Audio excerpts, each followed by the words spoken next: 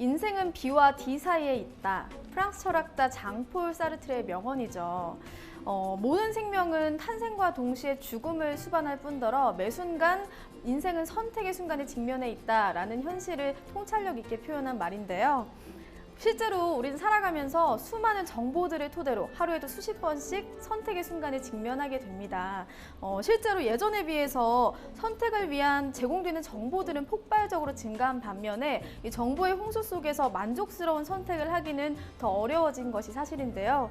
실제로 사람들은 더 많은 선택을 하기 위해서 더 많은 정보를 갖기를 원하지만 이 정보의 불필요함과 필요함을 구별하기는 더 어려워졌다고 하고요. 또 이 잘못된 정보가 선택에 영향을 미칠 확률이 더 높다고 합니다. 확신이 없는 상태에서 내린 결정은 늘 후회를 부르기 마련일 텐데요. 오늘 청산뉴스에서 모실 분은요. 꼭 필요한 선택의 능력에 대해서 우리에게 참신한 이야기를 들려주신다고 합니다. 이은영 작가님을 큰 박수로 모셔볼게요.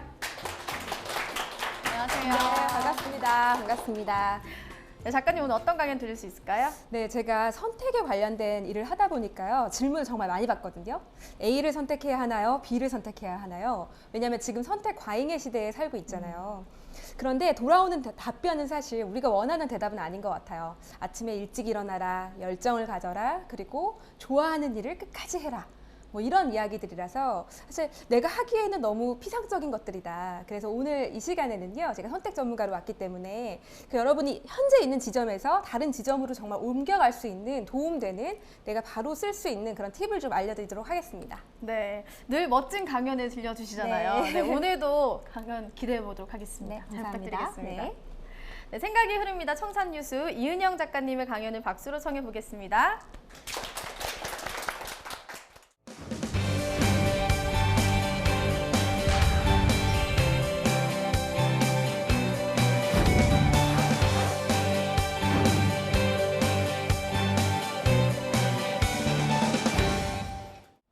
네, 여러분 안녕하세요. 선택 전문가 이은영입니다. 여러분 혹시 그런 이야기 들어보셨어요? 요즘에 4차 산업혁명 이런 얘기 정말 많이 나오고 아마 여러분들도 그 단어에 대해서 알고 계실 거예요. 하지만 그게 뭔데요? 라고 물어보면 머뭇머뭇 그냥 4차 산업혁명이죠 라고 이야기하실 겁니다. 왜냐면요, 사실 혁명이라는 거는요, 사람의 습관과 행동의 변화에서 비롯되는 거거든요. 여러분들 언제부터 이렇게 모바일 쓰셨어요? 핸드폰. 혹시 예전에 핸드폰 쓰실 때요, 파란색 버튼 하나 있었어요. 네이트 버튼이라고. 그거 실수로 누르면 어떠셨어요? 막 경기 일으키지 않으셨어요? 종료 막 누르셨죠? 왜? 돈 나가니까. 막 누르면서 막 이렇게 가슴을 쓰다듬어 내리셨었죠. 그런 시절이 불과 몇 년 전이었어요. 네이트 버튼만 누르면 경기를 일으키는. 근데 지금은 스마트폰으로 우리가 인터넷을 사용하는 건 공기와도 같죠. 너무 일상적인 거잖아요. 예, 그런 것이 바로 혁명이거든요. 뭐냐면 사람들의 습관이 변화한 지점입니다. 보면은 옛날에 인터넷도 그러했고요. 우리가 아주 옛날에는 마차를 타다가 자동차를 탄 거, 이것도 다 비슷한 거거든요. 그러니까 결국 혁명은 사람들의 습관의 변화에서 일어납니다. 그러면 그건 곧 습관은요, 어떻게 생기는 거죠? 무언가를 선택했다는 거예요. 선택의 변화의 지점에서 일어납니다. 그래서 저는요, 이렇게 생각해요. 지금 4차 산업혁명의 시대다라고 하는데 우리가 막상 와닿지 않는 이유는요, 바로 어떤 사람들의 구체적인 행동이나 생각에 습관의 변화가 일어나지 않기 때문이에요. 그래서 그 단어는 알고 있지만 그것이 무엇이다라고 전할 수가 없는 거거든요. 그래서 저는 지금의 이 시대를 지금은 4차 산업혁명의 시대보다는 선택의 시대다, 이렇게 규정을 하고 있습니다. 또 제가 선택을 다루는 일을 하고 있기 때문이에요. 그래서 여러분한테는 오늘 제가 선택과 관련된 피상적인 거 안 한다 그랬죠. 뭐 좋아하는 일을 선택해서 꾸준히 해라, 일찍 일어나라, 열정을 가져라, 노력해라, 이런 얘기 하지 않겠습니다. 정말 도움되는 거 있잖아요. 예, 그런 이야기 한번 나눠볼 텐데요. 그래서 오늘의 주제는요, 에스커 대 헬퍼입니다. 그래서 여러분한테 한번 질문을 드려볼게요. 예, 대답을 하셔도 됩니다.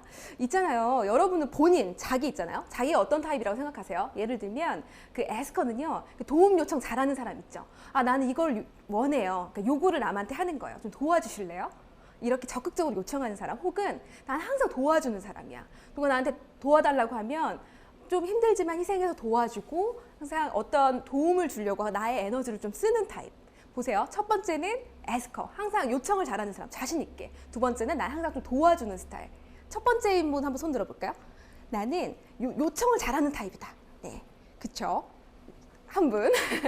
나머지 나는 이렇게 좀 도움을 항상 주는 스타일이다. 손 한번 들어보실래요? 예, 나머지 다. 그럼 이걸 하면요, 항상 80% 이상이 도움을 나는 많이 준다 타입이세요. 그러면 살짝 질문을 좀 바꿔볼까요? 나 말고 내 주변 사람으로 돌아가 볼게요. 내 주변 사람은 첫 번째, 항상 나한테 도와달라고 한다.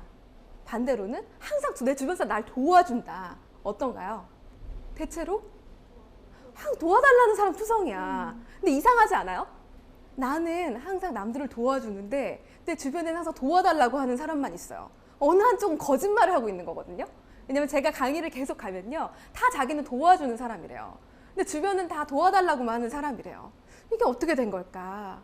그래서 뭔가 이것은 지금 어느 한쪽 거짓말을 하고 있다는 생각이 듭니다. 근데 우리가요, 쉽게 이렇게 생각해요. 도움을 주는 게 좋은 거야. 헬퍼가 당연히 좋은 거죠 라고 생각하고 있거든요. 그래서 제가 오늘 다룰 선택의 비밀은요, 이 숨겨진 에스커의 힘, 도움을 요청하는 것이 얼마나 그 힘이 지금 간과되어 있냐, 우리가 그 힘을 알고 있지 못하냐, 이 이야기를 좀 한번 나눠보도록 하겠습니다. 아까 요청을 잘 하신다고 했는데요, 사실 요청할 때 드는 나의 마음 상태가 어떤가요? 좀 뭐 부탁해야 돼, 이것 좀 해달라고 말하고 싶어. 그럴 때 우리가 드는 감정은 사실 조금 걱정스러워요. 그쵸? 보세요. 거절당하면 어떡하지? 근데 그 마음이 그거거든요. 거절당해서 이 사람이 나 싫어하면 어떡하지? 이런 감정이에요. 근데 혹시 요청하실 때 너무 기대돼. 이 사람은 또 나의 그 요구를 얼마나 흔쾌히 받아줄까? 이렇지 않잖아요. 그러니까 사람들이 요청하는 것을 두려워하는 건요, 거절의 두려움 때문이에요. 그래서 이거 좀 아닌 것 같아라고 생각하는데요. 하지만 정말 그럴까요? 내가 요청을 하면 상대가 날 싫어하게 될까요? 그래서 나는 거절당한 것 때문에 속상할까요? 과연 그 에스커는 안 좋은 걸까? 헬퍼만 좋은 걸까? 오늘 그 이야기를 한번 저랑 다뤄보도록 하겠습니다. 지금 화면을 한번 보시면요, 한쪽은 도와주고 있고요, 한쪽은 도움을 받고 있어요. 여러분 생각하시기에는 어떠세요? 과연 누가 누구를 더 좋아할 것 같으세요? 제가 해볼게요. 1번은 저 좀 도와주실래요? 라고 말하고 있어요. 2번은 네 그럴게요 하고 도와주고 있어요. 1번이 2번을 더 좋아할까요? 2번이 1번을 더 좋아할까요? 2번이. 그렇죠. 대체로 어떻게 생각하시냐면, 그러니까 1번이 도움을 받았잖아요. 그러니까 너무 고맙다. 그래서 1번이 2번을 더 좋아할 것 같지만 사실 그렇지 않다는 거예요. 뭐냐면 우리가 그 도움을 요청한 사람 있잖아요. 도움을 요청한 사람이 오히려 더 큰 호감을 받을 수 있다는 거예요. 도움을 요청했는데 오히려 그 도와준 사람이 도움을 요청한 사람을 더 좋아한다는 겁니다. 아까 한 분 도움을 요청한 분이 있었는데요. 이분은 주변에 사랑을 많이 받으실 거예요. 왜냐하면 사람은 도움을 요청한 사람을 좋아하게 돼 있습니다. 이건요, 연구 결과에도 나와 있어요. 존 제커라는 그 심리학 교수님이시거든요. 근데 이 교수님이 실험을 진행했습니다. 3가지 상황을 제공했거든요. 어떤 상황이냐면, 이제 실험을 세트해 놓고요, 우승을 한 사람에게 상금을 주는 그런 그 실험이었습니다. 근데 이제 첫 번째 실험에서는, 첫 번째 그룹에는요, 이게 우리 성공 그 상금을 주는 건데요, 사실 이거 제 비용으로 한 거라서 돈이 조금 모자라요, 이거 진행하는데. 그래서 조금만 보태주시면 안 돼요? 라고 부탁을 했습니다. 1번. 두 번째 상황에서는요, 이 행사가 저희 사무실에서 한 건데요, 돈이 조금 부족해요, 도와주시면 안 돼요? 라고 2번은 말했어요. 3번은 아무런 조치를 취하지 않았습니다. 그래서 한번 비교를 해봤거든요. 과연 어떤 1번, 2번, 3번 상황 중에서 누가 누구를 더 좋아할까 라고 해봤어요. 그러면은 우리가 그냥 했을 때는 도움 요청했잖아, 이거 제가 개인 돈으로 한 건데 좀 도와주시면 안 돼요? 라고 생각하면 요청한 사람 별로 안 좋아할 것 같죠. 그런데 나중에 호감도 측정을 했을 때요, 그런 도움 요청을 한 사람에 대한 호감도가 가장 급상승했습니다. 왜냐하면 그 사람이 나한테 부탁을 했어요. 그러면 여러분 생각해 보세요. 누가 나한테 부탁했어요. 그럼 내가 그거 들어줬어요. 그러면 이상하죠. 내가 왜 도와줬지? 그러니까 우리 머리에서는요, 두뇌에서는 갭이 벌어진 거예요. 내가 왜 도와줬지? 가장 쉬운 이유는요, 내가 저 사람 좋아하니까, 그러니까 도와줬어 라고 머리에서 그렇게 맞추게 돼 있어요. 메타인지를 작용해가지고요. 그러니까 그 사람에 대한 호감도가 증가하는 거예요. 그리고 사람은 일관성의 효과라는 게 있거든요. 그러니까 내가 어떤 한 행동을 하면요, 그 다음 행동이 그대로 따라가는 거예요. 예를 들면 우리가 촛불 집회라는 어마어마한 사람들이 광장으로 쏟아져 나오는 사건이 있었잖아요. 거기에 나오는 사람들은 행동으로 옮긴 거예요. 저도 원래 그런데 정말 안 가는 사람인데요. 약간 축제장 같다고 하더라고요. 그래서 역사적 순간에 있어야겠다라고 해서 제가 한번 가봤어요. 근데 교복을 입은 학생들도 있고요. 어린아이, 유모차 다 있더라고요. 근데 그 사람들은 사실 어떤 마음으로 나왔던지 간에 어떤 행동을 취한 겁니다. 그럼 그 행동은요, 반드시 다음 행동에 영향을 미치게 돼 있어요. 당연히 선거율에도 영향을 미치고요. 어떤 후보에 대한 지지도 영향을 미칩니다. 그리고 그 많은 경험을 했던 아직 투표권이 없는 학생들 있죠. 교복을 입었던 친구들. 그 친구들의 다음 행동에 반드시 영향을 끼치게 돼 있습니다. 이게 바로 일관성의 효과라는 거거든요. 그래서 여러분이 혹시 나 도움 요청하는 게 조금 어려워. 그러니까 도움을 주는 게 좋은 거지. askher. 뭐 요청하면 좀 뭔가 좀 작아지는 것 같고 안 좋아 라고 생각하시면 이 효과를 한번 생각해 보세요. 내가 도움을 요청하면요, 상대는 나에 대한 호감을 갖게 되고 한 번 도와주면 그 일관성의 효과에 의해서 다음번 또 도움을 주게 돼 있습니다. 그래서 그거 좀 생각해 보시면 될 것 같아요. 그래서 이 연구의 시사점은요, 사람은 어떤 행동을 하면 그에 맞추어 다음 행동을 또 하게 돼 있다는 거예요. 그래서 여러분, 그 처음에 나쁜 짓 하나 하잖아요. 그 나쁜 짓은요, 다음 행동에 영향을 미쳐요. 왜 큰 비리를 저지르신 분 있죠? 사회적 무리를 일으키신 분, 그분들이요, 처음부터 그거 하신 거 아니거든요. 작게 시작했어요. 근데 그것은 다음 영향을 미치고 또 다음 영향을 미치고요. 그래서 공부 잘하는 친구들은요, 사실 처음부터 머리가 올해가 생각하는 것처럼 머리가 좋아서가 아니에요. 어떤 작은 것들이 계속 쌓이고 쌓인 거거든요. 그래서 저는 여러분한테 요청드리고 싶은 게 있어요. 뭐냐면 상대방에게 호감을 얻고 싶으세요. 그러면 작은 도움을 한번 요청해 보세요. 내가 좀 썸녀가 있어요. 호감을 얻고 싶은 대상이 있어요. 그러면 그냥 물론 그런 건 안 돼요. 큰 여기에서의 그 핵심은요, 작은 요청이거든요. 갑자기 저랑 결혼해 줄래요? 저 사귈래요? 막 부담스럽게 저랑 뮤지컬 보러 갈래? 저랑 여행 가실래? 이거 너무 큰 부탁인 거예요. 아주 작은 거 있잖아요. 작은 요청을 하면 거절하기조차 좀 어려운 작은 거 있잖아요. 그러면 그것을 거절하기 어려우니까 들어주게 돼 있습니다. 그러면 점진적으로 그것을 높여가면 상대방의 호감을 얻는 데 굉장히 큰 도움이 되거든요. 그래서 여러분한테 좀 제안을 드리는데요. 어려워하세요. 굉장히 작은 도움을 요청하면 너무 어려워하셔서 제가 제안합니다. 추팝추스 다 아시죠? 저는 추팝추스 회사랑은 관련이 없어요. 작은, 제가 그 가격대가 좀 낮은 것들을 좀 갖고 와봤어요. 그래서 꼭 친구가 될 수도 있고요. 아니면 뭔가 연인을 만들고 싶은 사람, 혹은 가까워지고 싶은 사람이 있으세요? 그러면 요청을 한번 해보시는 거예요. 있잖아, 내가 너무 추팝주스가 먹고 싶은데 나 추팝주스 하나만 사줘 라고 하면, 그 혹시 이거 거절하실 분, 여러분 지인이 전화가 됐건 카톡이 됐건 추팝주스 하나만 다음에 만날 때 사줄래? 혹은 나 만나서 이거 좀 사줄래? 라고 거절하실 분 한번 손 들어보세요. 예, 이렇게 약간, 왜냐면 어떤 마음이 일어나세요? 이거 거절하기 좀 애매하게 좀 작은 거다. 추팝주스인데. 그리고 어떤 생각이 드는지 아세요? 안 사줬어요, 아직. 근데 내가 마트에 가거나 편의점에 가면 추팝주스가 이제 눈에 들어오기 시작해요.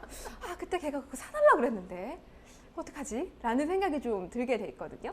그리고 또 뭐가 있을까요? 가나 초콜릿 같은 거. 그죠? 그러니까 저는 어떤 기준을 잡았냐면 이렇게 굉장히 24시간 살 수 있는 애들 있잖아요. 그러니까 편의점에서 좀 팔만한, 눈에 좀 띌만한, 그러면서 작은 부탁이어야 하니까요. 굉장히 저렴한 가격이어야 하거든요. 그래서 가나 초콜릿도 괜찮은 것 같고요. 또 하나 가져온 거는 제가 좋아하는 애예요. 왕꿈틀이. 굉장히 좀 의미 있잖아요. 나 왕꿈틀이 하나만 사줄래? 뭐라고? 추억에 약간 여기 계신 분들은, 그죠? 나이가 있으시니까 왕꿈틀이 잘 나 최근 6개월간 왕꿈틀이 먹어본 적 있다. 네. 많이 드시네요. 그럼 이거는 굉장히 선호도가 높은 거죠. 제가 알고 있기로는 700원 정도 하는 걸로 알고 있어. 나 다음에 나한테 왕꿈틀이 하나 사줄래? 그러면 왕꿈틀이야. 하지만 그래, 내가 실컷 사줄게. 2개도 사줄 수 있어. 이제 이렇게 되는 겁니다. 하나 더 갖고 온 거는, 혹시 이마트 요즘 가면요, 그리고 특정 편의점에 가면은 노브랜드라는 브랜드를 팔거든요. 근데 굉장히 가성비 갑으로 유명해요. 그래서 꼭 이마트에서 광고를 하는 게 아닌데요. 이제 소비자들이 노브랜드로 일주일 살기 이런 거를 올릴 정도로 굉장히 가성비 갑인 그런 상품들로 유명합니다. 아직 안 드셔보셨으면 부탁해보세요. 친구야, 나 노브랜드 감자칩 하나 사줄래? 라고 한번 부탁해보세요. 왜냐면 저 감자칩이요, 이게 프링글스랑 비슷하게 생겼잖아요. 근데 저게 980원이에요. 굉장히 싸죠. 그러니까 기존 가격의 한 30%, 40% 정도밖에 안 되는 가격이기 때문에 전체 노브랜드 상품 중에 1위가 저 자색 고구마칩이고요. 3위가 감자칩이거든요. 고구마칩은 1,280원인가 그래요. 그게 굉장히 저렴하잖아요. 그래서 나 저거 하나만 사줄래? 라는 프로젝트를 한번 해보시는 거예요.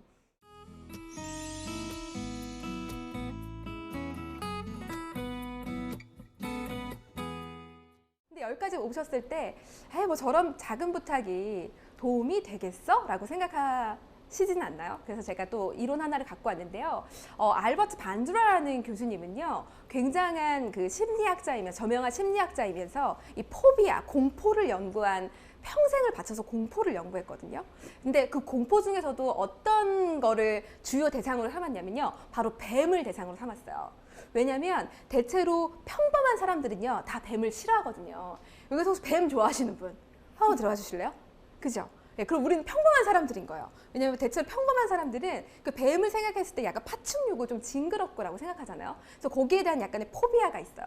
그래서 예를 삼아서 공포는 극복될 수 있는가? 이 포비아라는 것은 사라질 수 있는 것인가? 이걸 연구한 분으로 유명합니다. 그래서 이분이 어떤 실험을 하셨냐면요. 왜 뱀을 일반인보다 더 무서워하는 사람이 있거든요. 떠올리기만 해도 너무 무서워하는, 우리가 왜 친구 중에 비둘기 근처에만 가도 막 기겁하는 친구들 있잖아요. 그 포비아가 있는 거거든요. 그래서 그런 대상을 모집합니다. 그래서 이분은 이 뱀에 대한 공포를 어떻게 없앨 수 있나를 연구해서요. 그 밝혀낸 게 바로 시스테매틱 리덕션이라고 해가지고 체계적 둔감법이라는 걸 쓴 겁니다. 바로 이거예요. 뭐냐면 일단 뱀이 지금 내가 있는 장소로 오고 있다고 상상하세요 라고 말합니다. 그러면 상상하는 것만으로도 굉장히 무서워요. 그러고 나서 나중에는 사진을 보여줍니다. 그 무서워하죠. 그럼 나중에 그 다음에는 영상을 보여줘요. 조금 더 생생한 영상을 보여줍니다. 그리고 이제 그 뱀이 도착했다고, 가까이 1km 전방에 도착했다라고 상상하라고 해요. 그리고 이제 집 안에 앞들에 도착했습니다 라고 설명해요. 그리고 이제 옆방에 왔어요. 이제 이곳에 올 겁니다. 이제 저 멀리 문 앞에 있어요. 이제 갖고 옵니다. 반만큼 옵니다. 이제 저거를 내 아주 근처까지 갖고 올 거예요. 갖고 옵니다. 그리고 얘를 한번 만져볼게요. 손끝으로. 그러면 손등으로 한번 대볼게요. 그럼 혹시 이렇게 감쌀 수 있을까요? 그러면 들 수 있을까요? 95%에 해당한 사람이 무릎까지 앉혀요. 이게 바로 시스테매틱 리덕션이거든요. 굉장히 체계적으로 작게 시작해서 점진적으로 접근하는 방식이에요. 그러면 95%의 뱀에 대한 포비아를 갖고 있는 사람들이 95%가 이것을 극복한다라는 이야기입니다. 굉장히 이 체계적 둔감법이 얼마나 강력한가를 이야기해 주는 건데요. 사실 이것은 꼭 이 포비아의 그 극복에만 해당하는 건 아니거든요. 만약에 여러분이요, 여기는 아직 자녀를 갖고 계신 분들은 안 계시지만 자녀한테요 굉장히 어려운 과제를 줍니다. 그럼 그 친구가 아주 체계적으로 그걸 계속 실패해요. 그러면 굉장한 좌절을 겪게 돼요. 그래서 점점 낮아지는 거예요, 자존감이. 그래서 이것은 포지티브로도 작용하지만 네거티브로도 작용하거든요. 그래서 우리가 자녀들한테 혹은 내 주변 사람한테 쉬운 과제로 점진적으로 접근할 것이냐, 아니면 어려운 것부터 확 시작할 것이냐, 이게 굉장한 차이예요. 근데 우리나라는 어떻죠? 굉장히 세게 시작해요. 광고 보면은 막 어떤 어린이가 영어 너무 잘하죠. 그럼 저렇게 해야 돼 라고 시작하는 겁니다. 하지만 중요한 것은 시스테매틱하게 접근해야 한다는 거거든요. 그래서 연구 결과를 보면요, 이제 뱀에 대한 공포 수준으로 진단을 한 거고요. 이제 연구 결과를 보면 자신감이 증가하고요. 여기 연구에서 놀라운 사실은요, 뱀에 대한 포비아의 극복이 다른 것의 자신감도 함께 상승시킨다는 거예요. 왜 뱀에 대한 두려움과 비슷한 수준의 것들이 있거든요. 폐쇄공포증, 고소공포증, 이런 것들이 같이 극복돼 버립니다. 그와 같은 수준 혹은 그와 낮은 수준의 공포가 같이 제거가 돼 버리고요. 그러니까 어느 한 분야에서의 이런 성취감이 다른 쪽에서도 할 수 있다라는 마음을 갖는 것과 같아요. 근데 두려움의 발생도 당연히 낮아지고요. 자신감의 확장 또한 높아집니다. 그리고 다른 것에 대한 두려움이 낮아지는 거예요. 그러니까 이런 점진적인 접근이 얼마나 중요한가. 그래서 우리가 저는 잘 요청 못하는 스타일이에요. 저는 좀 그런 거 잘 못해요 라고 했을 때, 제가 아까 왜 작은 추파추스 같은 거, 가나 초콜릿 같은 걸 보여드렸냐면, 그런 작은 접근으로 인해서 내가 부탁하는 능력이 상승되고요. 그리고 그러면 어때요?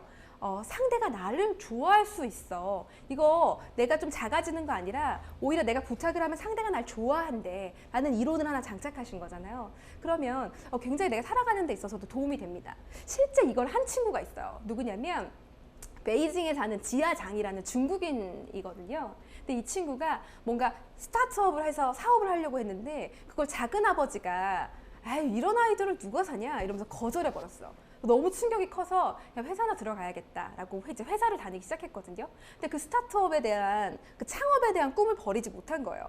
그래서 근데 결혼해서 아기도 막 나왔어요. 그럼 돈이 많이 들잖아요. 그래도 내 꿈을 펼쳐보겠노라 하고 부인한테 딱 6개월의 시간을 받습니다. 그래서 이제 그만두고 사업을 시작해서 멋지게 투자 유치 프레젠테이션을 합니다. 어떻게 됐겠어요? 당연히 잘 안 됐죠. 확률이 낮잖아요. 그러니까 너무 큰 좌절을 얻은 거예요. 다른 걸 시작하기에는 마음이 이제 너무 너덜너덜해요. 그래서 이 친구는 뭘 시작하냐면 100개의 거절받기 프로젝트를 실시합니다. 왜냐면 자기가 거절 앞에 당당해질 수 있도록. 그래서 뭐 이런 거예요. 미용실 가서 미용사 머리 잘라주기. 스타벅스 가서 내가 대신 주문받기.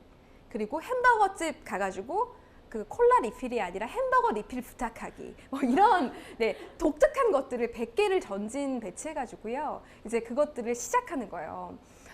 그런데 처음에는 모르는 사람한테 돈 빌려달라고 하기 이런 거 했거든요. 근데 그 사람이 채 거절도 하기 전에 도망을 칩니다. 그게 너무 두려워서.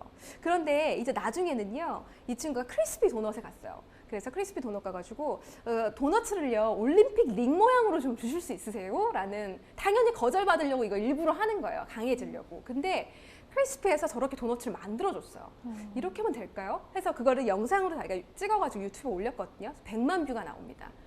그런 후 크리스피는요 주가가 29% 올랐어요. 저 영상으로 인해서. 그래서 이 친구는 일약 스타가 되고요. 전 세계를 돌아다니는 강연가, 뭐 작가가 됐거든요. 그러니까 이 친구도 굉장히 작은 것부터 시작했거든요. 돈 빌려줄 수 있어요? 근데 뭐 거절하기도 전에 막 도망가. 하지만 체계적으로 100가지의 프로젝트를 하면서 완성이 돼버린 거죠. 우리가 아까 시스테매틱 리덕션이라는 체계적인 둔감법, 이게 네거티브도 작용하고 포지티브도 작용하는 것처럼 그런 아주 작은 부탁부터 시작했다는 겁니다. 그래서 여러분, 우리가요 그동안은 너무 도움 주기에만 포커스 돼 있던 거 아니에요? 도와주면 좋은 거고 도와주는 사람이 멋있는 거고, 하지만 잘 생각해보면 도움을 받는다는 것, 그것이 상대가 나한테 호감을 줄 수 있다는 거, 상대 호감을 얻고 싶다면 작은 부탁부터 시작하라는 거, 오늘 제가 그 부분을 좀 여러분에게 삶을 살아가는 데 있어서 팁으로 알려드린 것 같아요. 도움 앞에요, 여러분 너무 도움 주는 것만 좋은 거다라고 생각하지 마세요. 난 도와줄 것도 없어, 작은 존재야라고 생각하지 마시고요. 아주 작은 도움을 요청해 보세요. 그럼 상대는 여러분에 대한 호감이 증가하고 여러분도 체계적으로 자신감이 증가하는 그런 힘을 발휘하실 수 있을 겁니다. 그래서 오늘 선택의 기술에서는요, 그동안 간과되어 왔던 우리 에스커의 힘을 좀 알아봤고요. 그래서 여러분에게 좀 이 메시지를 드리고 싶어요. 이게 3000년도 더 전에요, 톨스토이가 한 말이에요. 우리는 나에게 친절하게 대해준 사람보다도 내가 도와준 사람을 더 좋아하게 돼 있대요. 옛날부터 이런 말이 있었던 걸 보면 정말 맞는 말 아닐까라는 생각이 듭니다. 그래서 사실 성공한 사람들도요, 도움을 잘 요청하는 사람들이에요. 다 잘하는 사람이 아니거든요. 이 사람들은 누가 이 일을 제일 잘할까, 그걸 고민해서 그걸 누구한테 부탁하지 늘 고민합니다. 그래서 저는 이야기 드리고 싶은 게요, 도와주는 능력보다는 요청하는 능력이다. 그게 바로 선택의 기술에서 우리가 선택해야 하는 그런 비밀이다라고 말씀드리고요. 여러분에게 이제 마지막으로 드리고 싶은 말씀입니다. 여러분, be a asker. 도움을 요청하는 사람이 되세요. 그러면 여러분은 상대의 호감을 얻게 될 겁니다. 네, 감사합니다.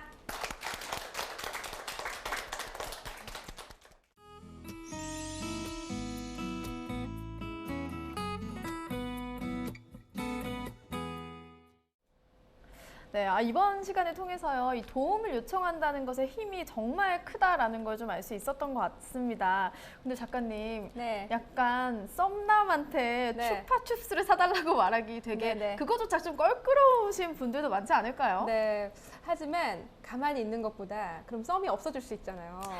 꼭 그 그렇네요. 썸남을 잡고 싶다면 어떤 작은 요청을 해보세요. 이건 제가 예로 춥밥주스를 사달라는 거였지만요. 아주 작은 부탁도 괜찮거든요. 그래서 그 작은 부탁이 뭘지 썸남을 잘 분석하셔서 거절하기 어려울 정도로 작은 부탁을 생각하시면 될 것 같아요. 어쨌든 뭔가 적극적인 모습을 보이는 그러니까요. 게 썸남 중요하겠네요. 있으신가요? 네. 생겼으면 좋겠네요. 네. 근데 이런 질문이 있었어요. 계속 질문을 하면 일관성의 효과로 호감이 커질 수도 있지만 네. 오히려 너무 질문을 계속하고 네네. 요청을 하면 네. 부담을 가지게 되지 않을까 그런 어, 걱정하시는 분들이 네, 계시더라고요. 맞아요. 아주 좋은 질문이고요. 보세요. 계속 질문을 하면 상대가 부담스럽지 않을까? 요는 그러면 이 부탁은요. 큰 부탁인가요? 작은 부탁인가요? 이거는 이미 큰 부탁이 돼버린 거예요. 왜냐면 상대가 에너지를 많이 써야 된다는 것이 큰 부탁이거든요. 그러니까 상대가 쓰는 에너지의 크기가 이게 큰 부탁이냐 작은 부탁이냐를 판단할 수 있는 거예요. 그러니까 상대가 거의 에너지를 쓰지 않을 정도의 것이 작은 부탁입니다. 그래서 상대가 이미 부담을 느끼고 거북스럽고 하면요. 이미 그것은 작은 부탁이 아니라 부작용을 낳는 거예요. 그래서 중요한 것은 아주 작은 부탁, 거절하기 어려울 정도의 쉬운 부탁을 생각하시면 될 것 같아요. 그럼 이 요청을 한다는 게요. 아무래도 조금 더 친해지고 조금 더 원하게 되면 네네. 조금씩 좀 이 도움의 크기가 커질 것 같긴 하거든요. 네네. 그럼 그럴 때 조금 잘 네. 요청을 해야 하는 방법이 좀 있을까요? 제가 최근에 그 기억나는 사례가 있는데요. 저랑 좀 아는 분이에요. 근데 아주 친하지는 않지만 그분이 저한테 뭘 좀 알려달라고 이메일을 보내셨거든요. 근데 제가 그분의 이메일을 본 순간 기분이 정말 딱 나빠지는 거예요. 그 이유는 무엇이었냐면 그 저한테 무엇을 알려달라고 요청할 때요. 그러니까 본인이 알고 싶은 부분이 뭐고 그 배경이 뭐고 그걸 좀 잘 정리해서 알려주시면 그러니까 제가 알고 있는 거를 말씀드리는 거니까 에너지가 적게 들잖아요. 근데 그 요청이 이거 알고 싶은데 알려주세요. 이렇게 굉장히 포괄적인 거였어요. 그래서 저는 파악해야 했거든요. 도대체 어디부터 어디까지 알려줘야 되는 거지? 근데 타겟이 누군지 모르니까 어떤 방향으로 알려줘야 하는 거지? 그래서 그런 식으로 이메일이 한 2번 정도 왔다 갔거든요. 그러니까 이제 그분의 요청은 다 저한테는 싫더라고요. 그러니까 굉장히 상대의 에너지를 고려해서 이 사람이 어떻게 하면 그러니까 모호한 걸 한국 사람들이 정말 싫어하거든요. 특히나 한국 사람들이. 그러니까 굉장히 명쾌하게 부탁할 때 이렇게 범위를 좁혀서 하시면 좋을 것 같아요. 좀 매 순간 예의를 계속 생각을 하면서 하는 게 네. 가장 중요할 것 같아요. 그렇죠. 상대 입장에서 한 번만 상대로 해보면 좋을 것 같아요. 역시나 셀프에서 아더로 빼서 이거 남의 입장이라면 내가 메일을 받는 사람이라면 이렇게 하면 답장 줄까? 이런 거 있잖아요. 그러니까 그것도 셀프에서 그러니까 너무 내 중심으로만 나 너무 알고 싶어 이게 아니라 이 사람이 답변을 나한테 편하게 주려면 어떻게 생각해야 될까? 역시나 셀프에서 아더로 한번 빼시면 좋을 것 같아요. 네, 아니 이번 시간 강의를 통해서 굉장히 좀 많은 네. 걸 배울 수 있었는데 재밌으시죠, 여러분? 다음 강연도 강사님과 계속해서 함께 할 테니까요. 여러분도 저희 강의 계속 함께 해주시기 바랍니다. 고맙습니다. 감사합니다.